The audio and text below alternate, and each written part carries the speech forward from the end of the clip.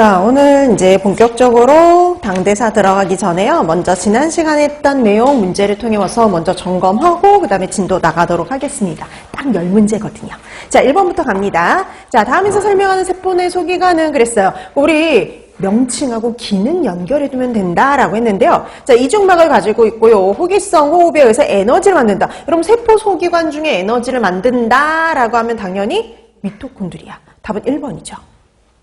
그 다음에 2번, 낡은 세포의 소기관과 식작용 산물들의 소화를 담당한다. 자, 세포는 우리 일명 소화기관이라고 부르는 곳이 있었죠. 바로 어디였냐면 리소솜. 그쵸? 답은 4번. 그 다음에 3번, 인체 세포막을 구성하는 주된 지질. 그럼 당연히 인지질이죠. 그래서 우리가 지질 중에 가장 많은 대부분을 차지하는 건 인지질 이렇게 보시면 됩니다. 그 외에 이제 콜레스테롤하고 당지질이 있었죠. 자, 그래서 3번의 답 3번이 되겠고요. 그 다음에 4번, 과산화물을 분해하는 능력을 갖고 있어요. 그래서 우리가 과산화물을 분해한다 해서 일명 과산화소체 이렇게 말하기도 하는 거 포옥시좀. 그쵸? 답은 4번입니다. 그래서 과산화소체가 포옥시좀이었죠. 자, 그래서 4번의 답 4번. 그 다음에 5번. 농도의 역행에서 갑니다. 자, 그렇기 때문에 운반체, 에너지 둘 다를 필요로 한다. 이건 뭐의 특징이었냐면 능동의 특징이었죠. 그래서 능동은요, 운반체도 있어야 되고 에너지도 필요로 해요. 자, 그래서 5번의 답 3번이었습니다. 그 다음에 6번, 인체 간세포에서 ATP를 생성하는 세포의 소기관. 1번, 6번 같은 거 물어보는 거죠. 근데 이 6번처럼 물어볼 수도 있고 1번처럼 볼 수도 있는 거여서 유형이 달라지죠. 그럼 이제 이건 다른 문제가 되는 거예요. 그러니까 유형은 이런 식으로 나올 수 있다라고 참고해 두시면 됩니다. 그거 하기 위해서 두 가지를 다 넣었어요.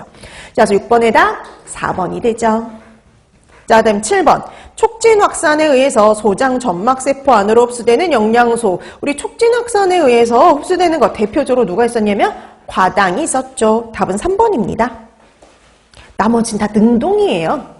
자, 그래서 7번의 답 3번이 되겠고요. 그 다음에 8번. 소중에서 우리 포도당 흡수하고 되게 밀접한 관련이 있는 전해질이 있었죠. 그럼 포도당 흡수할 때 반드시 필요한 거? 나트륨. 그래서 답은 1번입니다. 자, 그래서 8번의 답 1번이 되겠고요. 그 다음에 9번.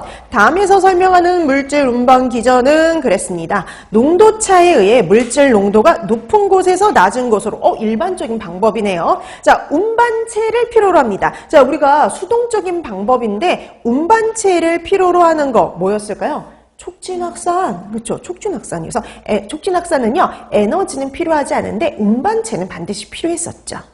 자, 그래서 9번의 답 2번이었습니다. 그 다음에 10번. 이거는 중요한 문제는 아니고요. 우리 지난 시간에 마지막 배운 용어, 단어, 여러분들이 한번 복습해 오셨는지 질문하는 문제라고 보시면 될 것 같아요. 그래서 다음 중 알도 헥소우즈는, 그럼 이게 어떤 의미다라는 거 알고 있으면 해석할 줄 알면 된다 그랬죠. 알도 이렇게 붙어 있으면 알데히드기를 갖고 있는, 여러분, 헥소우즈 그럼 이거 몇 탄당이에요? 6탄당이라는 의미가 되는 거죠. 그럼 알데히드기를 갖고 있는 6탄당이다. 그럼 보기 중에 누가 대표적으로 있냐면 포도당이었죠. 포도당. 자, 그래서 답은 4번입니다. 1번 보세요. 메가당. 그럼 이건 2당류잖아요. 단당류가 아니라 2당류였고요. 과당은 케톤기를 갖고 있었죠. 그 다음에 리보즈, 그럼 5탄당이었고요. 글리세르 알데히드, 그러면 3탄당입니다. 그래서 이게 여러분들이 기본적으로 이게 3탄당인지 5탄당인지 6탄당인지 생화학에서는 그 정도는 구분하셔야 돼요. 여러분 생화학은 여러분 이렇게 생각하시면 됩니다. 여러분 생화학은 우리 체내에서 이제 생리학에서 소화가 됐잖아요. 소화된 다음에 흡수되어서 이 당들이 어떻게 대사되는지를 공부하는 거다 보니까 주로 단당류의 대사 위주예요. 단당류. 자, 그래서 여러분들이 단당류 이름 구분하는 것 정도는 하실 수 있으셔야 돼요. 자, 그래서 10번의 답 4번이었습니다. 그 다음에 이제 우리 지난 시간에 이어서 5페이지 몇 가지 조금 더 볼 거 있어요. 당대사 본격적으로 들어가기 전에. 자, 5페이지 여러분 당질의 분류가 나와 있는데 이건 아마 식품학 시간이라든지 영양학 시간에도 본 적이 있으실 거예요. 그래서 지금도 아까도 말씀드렸듯이 우리는 단당류 위주입니다. 2당류는 거의 나오지 않아요. 그 다음에 전분도 나오지 않습니다. 우리는 글리코겐 정도 나올 뿐이에요. 그래서 우리는 단당류 그리고 글리코겐 이 정도만 알고 있으면 되는데 자, 그래서 이름 구분하기 하실 줄 아셔야죠. 보세요. 3탄당인 글리세르 알데히드와 다이하이드록시 아세톤 이렇게 두 가지가 있습니다. 근데 여러분 글리세르 알데히드는요.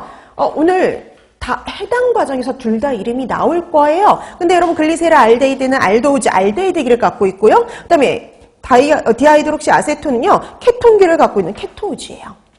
자, 그 다음에 오탄당, 리보즈, 디옥시 리보즈인데, 여러분, 리보즈는 오늘 수업 시간에도 나오지만 나중에 마지막 헥산의 대사, DNA, RNA에서도 나올 건데요. 이 리보즈는 DNA, RNA를 구성하는 물질이거든요. 자, 그 다음 6탄당, 그럼 우리 여러분 잘 알고는 포도당, 과당, 갈락토즈, 만노즈잖아요. 근데 그 중에 과당만 뭘 갖고 있느냐? 케톤기를 갖고 있는 당입니다. 그 다음에 뭐 이당류는 메가당, 자당, 젖당 이런 애들은 뭐 여러분들이 다 배우셨던 것들이죠. 그래서 이거는 뭐 식품화학 시간이나 중요하지. 우리 여기서는 벌써 다 얘네들이 분해되어서 단당류들이 어떻게 대사되는지 그거 과정을 공부하는 게 더 중요하다 보니까 이당류 이름들은 거의 나오질 않습니다. 자, 그래서 여러분들이 단당류의 이름들